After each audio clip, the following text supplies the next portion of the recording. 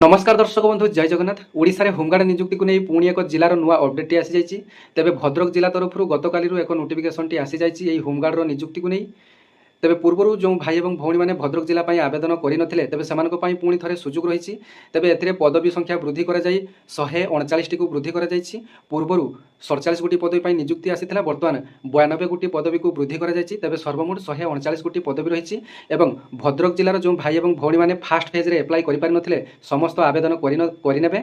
तेबे form apply 17/11/2025 रु आरंभ होबो एवं शेष तारीख रही 22/11/2025। आपण मानक हाथ में 5 दिन मात्र समय रही। जो माने कि फास्ट फेज रे एप्लाई करि पारि नथिले सेमाने सेकंड फेज रे एप्लाई करि पारिबे एवं एथिरे सर्वनिम्न शिक्षागत योग्यता रही पंचम श्रेणी जदि आपण माने पास करिथिबे एवं बयस जदि आपण मानकर 20 वर्ष रु 60 वर्ष हेउथो एथिपई आपण माने इलिजिबल। दरमा मध्ये एथिरे आपण मानकर भल रही। एथिरे आपण मानकर मासिक 18,500 टंकार अधिक रही। आपण मानकर डेली वेजेस बेसिस रे आपण मानक 618 टंका लेखाय मिलिबो एवं सही हिसाब रे जदि हिसाब करिया मासिक आपण मानक 18,000 रु अधिक टंका आपण मानक सैलरी मिलिबो। तेबे आवेदन करिया आपण मानकर डॉक्यूमेंट मध्ये कोन कोन जानि नियंतु। आपण मानकर रेसिडेंट सर्टिफिकेट आवश्यक, आपण मानकर एजुकेशनल सर्टिफिकेट आवश्यक, आपण मानकर बार्थ सर्टिफिकेट आवश्यक। बार्थ सर्टिफिकेट आपण मानकर 10 क्लास सर्टिफिकेट मध्ये देई परिबे। जदि आपण मानकर बार्थ सर्टिफिकेट नाही आपण मानकर 4 कॉपी फोटो आवश्यक।